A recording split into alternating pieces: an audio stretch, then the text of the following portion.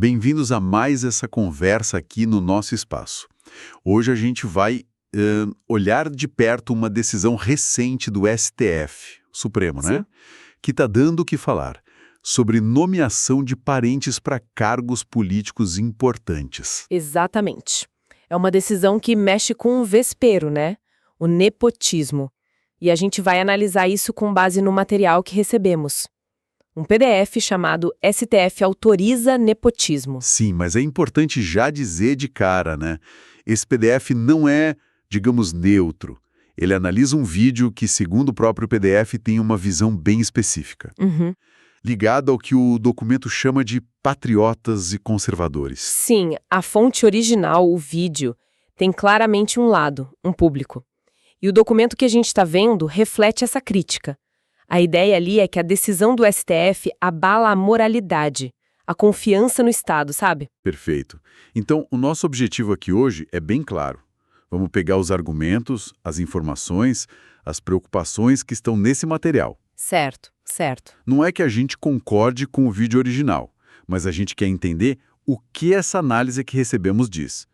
Qual a leitura que ela faz da decisão, do nepotismo, do histórico, dos argumentos jurídicos, enfim. Ok, vamos desmembrar isso. Ótimo. E como você disse, a fonte vê a decisão como um golpe na luta contra o nepotismo. A ideia central que o documento passa é de um retrocesso mesmo, sabe? Na integridade da administração. Então vamos lá, para o centro da coisa que o material levanta. A decisão do STF. O documento diz que o Supremo, basicamente, liberou a nomeação de parentes, filho, irmão, cônjuge, Isso. para cargos políticos de alto escalão, secretário de Estado, ministro, cargos com poder de verdade, né? Exato. E o ponto crucial, segundo essa análise, é como isso bate na súmula vinculante 13, aquela de 2008. Ah, lembro dela. Foi importante, né? Muito. Foi um marco. Ela dizia que nomear parente para cargo comissionado ou de confiança feria a Constituição. Era tipo uma barreira. E agora? Agora, o documento argumenta que o STF meio que relativizou essa barreira, só para cargos de natureza política. Natureza política. É. E a fonte, olha, é bem dura nisso. Diz que é um tapa na cara da transparência. A crítica é que isso abre uma brecha, entende? Uma brecha perigosa. Essa expressão natureza política parece que é o X da questão. Mas antes da gente ir fundo nisso, talvez seja bom a gente só relembrar o que é nepotismo, né? O próprio material faz isso. Boa ideia. Nepotismo, assim, de forma simples, é quando você usa o cargo público para favorecer parente. Certo. Passa por cima do mérito da competência técnica, coloca o laço de sangue na frente, basicamente. Usar o poder para beneficiar a família. E a fonte que a gente está analisando diz que isso no Brasil não é de hoje, né? Traça um histórico longo. Sim, e com bastante ênfase. O documento fala que o nepotismo é quase endêmico na nossa história. Vem lá da monarquia, passa pela República Velha, oligarquias, coronelismo, onde o Estado era quase um quintal da família, né? Aí avança pelo século XX. Cita exemplos que, para a fonte, aconteceram na Era Vargas, na ditadura militar e mesmo depois da redemocratização. Fala de governos como Collor, Lula, Dilma, onde, segundo a fonte, essas redes familiares teriam tido influência. Nossa. Então a narrativa que o material constrói é de uma prática que atravessa tudo, né? Diferentes governos, regimes. Exatamente essa é a ideia. A tese do material é que isso vai minando a confiança das pessoas nas instituições. Vai criando aquela sensação de que o Estado é patrimônio de poucos, não de todos. Faz sentido. E aí, nesse contexto todo que a fonte desenha, a súmula vinculante 13 aparece como uma tentativa importante de quebrar essa lógica, de colocar um padrão mais ético, mais impessoal. Por isso que essa decisão recente do STF é vista com tanta preocupação por quem escreveu essa análise. É como se estivesse voltando atrás, sabe? Entendi. Bom, voltando para o julgamento específico que o material destaca. Ele fala do recurso extraordinário 1398-423. Seria esse o caso que consolidou essa interpretação agora em 2025? Isso. E envolvia um governador que nomeou o irmão para ser secretário. O documento até cita um placar, acho que parcial, de 6-1 a favor dessa flexibilização para cargos de natureza política. Pois é. O fascinante aqui é tentar entender o argumento da maioria, né, liderado pelo relator ministro Luiz Fux, segundo a fonte. Qual seria o argumento? A ideia principal descrita ali é que para esses cargos muito políticos, que exigem uma confiança pessoal enorme do chefe do executivo, presidente, governador, prefeito, teria que ter mais liberdade de escolha. A tal da discricionariedade. Exato. Mas não seria um cheque em branco total, porque o nomeado ainda precisaria ter qualificação para o cargo. Qualificação. Mas aí é que a fonte pega pesado na crítica, não é? Justamente nisso. Precisamente. O documento critica muito a subjetividade disso aí. O que é ser qualificado para um cargo desses de confiança política? É vago, né? Muito. A fonte argumenta que isso abre uma porta enorme para justificativas fracas. A qualificação pode virar sinônimo de lealdade pessoal, lealdade familiar. O material até usa uma expressão forte, familismo amoral. Nossa. É, a ideia de que a lealdade à família passa por cima da ética do interesse público. A fonte até cita outros ministros que teriam ido nessa linha: Gilmar Mendes, Carmen Lúcia, Dias Toffoli. E teve voto contra? Alguém divergiu? Teve. O documento destaca o voto do ministro Flávio Dino. Ele teria alertado justamente para o risco disso aí, para o princípio da impessoalidade. Que está lá na Constituição, né? Artigo 37. Isso, artigo 37. Que é a base de tudo na administração pública. Tratar todo mundo igual, sem favorecimento.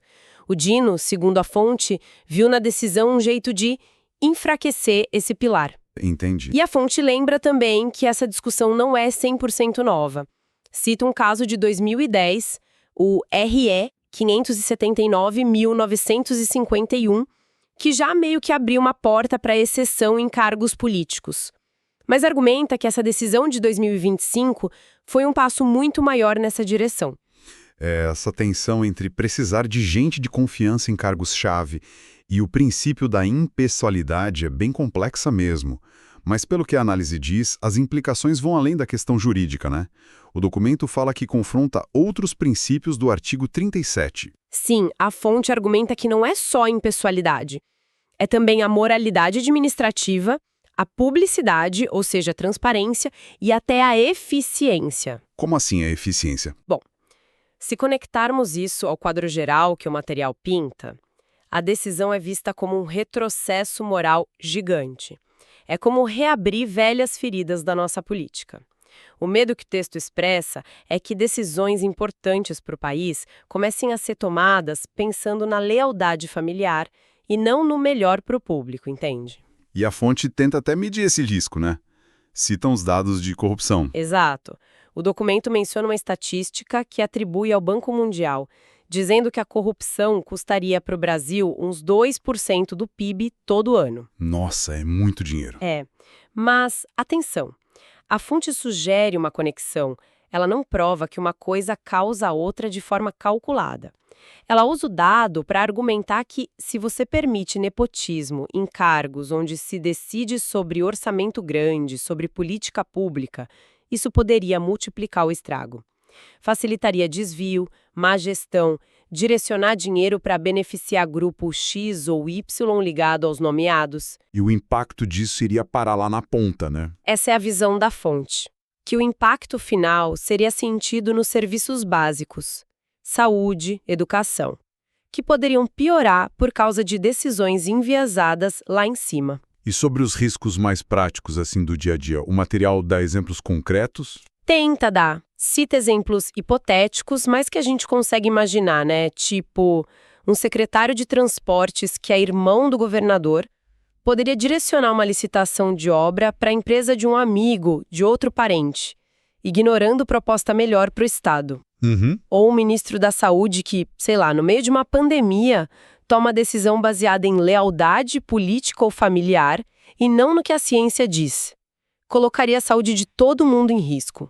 A preocupação é essa, a competência técnica ser trocada pela confiança baseada no parentesco. Isso liga com aquela ideia da governança e da economia que você falou antes? Totalmente. A A fonte mostra uma preocupação grande com o fortalecimento de redes de influência que usam o Estado para benefício privado. E aí vem os contratos superfaturados? Exato, desvio de verba, máquina pública mais lenta, menos eficiente. O documento até menciona uma estimativa do TCU, Tribunal de Contas da União, Ah, o que ele diz. que o nepotismo, mesmo antes dessa decisão, e pensando em cargos menores, já custava tipo 1 bilhão por ano, só em salário pago para quem não deveria estar ali. 1 bilhão? É. Aí a fonte extrapola. Imagina isso em cargos com poder de decisão grande. O prejuízo seria muito maior. Não só grana, mas na qualidade do que o governo entrega para a população. E como fica a imagem do governo? A confiança das pessoas? Esse é um ponto que a fonte bate muito. Quando o pessoal percebe que, para chegar num cargo alto, não conta o mérito, mas sim ser parente de alguém, a confiança vai lá para baixo. Gera revolta, né? Gera uma sensação de injustiça, de que a regra não é igual para todo mundo, que o Estado está sendo capturado por uns poucos. Isso é péssimo para a legitimidade do sistema todo. O material também compara com outros países, né? Como ela fora, acho essa parte interessante. Sim, a fonte traz alguns exemplos internacionais, mas usa principalmente para dizer que o risco aqui no Brasil seria maior. Como assim? Cita os Estados Unidos, diz que lá, mesmo que tenha tido presidente nomeando parente, tem um controle forte do Congresso, da mídia, que funcionam como um freio, sabe? Uhum. Fala da França, que teria regras mais claras, fiscalização. Cita a Itália, lembrando um escândalo lá, o Parentópoli. Parentópoli? Nomeação exagerada de parente, que deu muita confusão, demissão, reforma. E menciona a Argentina com casos de nepotismo ligados ao kirchnerismo, que teriam causado crises. E qual a conclusão que a fonte tira disso tudo? A principal no documento é que o Brasil teria menos anticorpos. Que nossos mecanismos de controle, Congresso, mídia, sociedade civil, não teriam na prática a mesma força para fiscalizar e barrar abuso de nepotismo em cargo alto. Entendi. Então a flexibilização da regra pelo STF seria mais perigosa aqui por causa disso. Exatamente essa linha de raciocínio da fonte. A lição que ela tira de fora é: nepotismo sem controle forte é uma ameaça para o sistema todo, para a boa governança, para a democracia. Nossa, é um quadro bem crítico que a fonte pinta. E diante disso tudo, ela aponta alguma saída? Sugere o que fazer? O tom parece ser de chamar para ação, né? Totalmente. O documento, lembrando da origem dele, naquele vídeo para patriotas e conservadores, coloca a reação como um dever cívico mesmo. Não é só criticar, é fazer algo. Isso. As sugestões são bem diretas. Primeiro, pressionar o Congresso para aprovar a PEC, proposta de emenda à Constituição, que proíba de vez o nepotismo para cargo político. Com exceção, claro, de cargo eletivo, né? Senão não faria sentido. Certo. E além de mudar a Constituição? Usar as leis que já existem, tipo a Lei de Abuso de Autoridade, para questionar a nomeação que cheire a favoritismo, mesmo que tentem usar a desculpa da natureza política. E para cima juridicamente. E fora da parte legal e política, tem mais alguma coisa? Tem. A fonte aposta muito em educação política. Diz que é chave conscientizar as pessoas sobre a importância da impessoalidade, da moralidade, do mérito no serviço público. Para que o eleitor fique mais exigente. Exato. A ideia é que um eleitorado mais ligado, mais consciente, seria menos tolerante com esse tipo de prática. Cobraria mais ética dos políticos. A responsabilidade, para a fonte, é do cidadão. Usar a voz, o voto, se mobilizar para defender o Estado que sirva a todos, e não só algumas famílias. E como o material fecha essa análise toda? Qual é a mensagem final que ele deixa para o leitor? O documento termina reforçando uma ideia central. Olha, apesar da decisão do STF, o julgamento final é do eleitor. O poder de avaliar quem governa bem ou mal continua com o povo. Isso, através do voto, da vigilância. E reitera a necessidade, sempre na ótica da fonte, de separar muito bem o que é interesse da família do que é interesse do Estado. Uma coisa é uma coisa, outra coisa é outra coisa. E tem um chamado final também, né? Tem. Um apelo direto para aquela comunidade do vídeo original, os patriotas e conservadores, para continuarem engajados, unidos, de olho. O documento até sugere um lema: nepotismo nunca mais.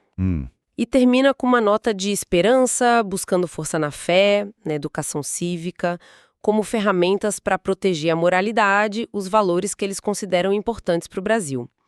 É uma conclusão que mistura política, moral, religião, bem alinhada com a perspectiva que o documento se propôs a analisar desde o início. Então, tá. O que tudo isso significa? Vamos recapitular rapidinho o que a gente viu nesse material específico. Ele traz uma visão bem crítica da decisão do STF sobre nepotismo em cargos políticos. Diz que é um retrocesso que bate de frente com princípios da Constituição como impessoalidade, moralidade, e que reabre a porta para velhas práticas de favorecimento familiar no Brasil. Isso detalha riscos práticos, econômicos, de perda de confiança. E compara com outros países, dizendo que aqui os controles seriam mais frágeis. E, por fim, propõe ação, pressão no Congresso, usar leis existentes e apostar na conscientização das pessoas. É fundamental repetir. Nossa conversa foi toda em cima dos argumentos e das informações que estavam nesse documento que a gente recebeu, tá? Não é nossa opinião, é a análise do material. Exato. E toda essa discussão baseada na perspectiva dessa fonte, né? Ela acaba levando a gente para uma reflexão talvez um pouco além do texto, mas que ele inspira com certeza. Isso levanta uma questão importante. Porque, olha só, se por um lado tem o argumento de que cargo político estratégico precisa de muita confiança pessoal, de lealdade, para garantir que o governo funcione, que as coisas andem. Certo, a governabilidade. Exato. E, por outro lado, a gente tem o princípio da impessoalidade na Constituição, que pede mérito, tratamento igual para todo mundo. Onde é que a gente traça essa linha, sabe? É o equilíbrio, né? Pois é. Qual seria o equilíbrio ideal para o Brasil? Um que permita um governo que funcione, que seja coeso, mas que ao mesmo tempo garanta a moralidade, a eficiência, a justiça na administração pública. Essa decisão da STF, pelo menos do jeito que essa fonte que a gente analisou interpreta, parece que reabre esse debate fundamental com força total. É algo para a gente pensar, né?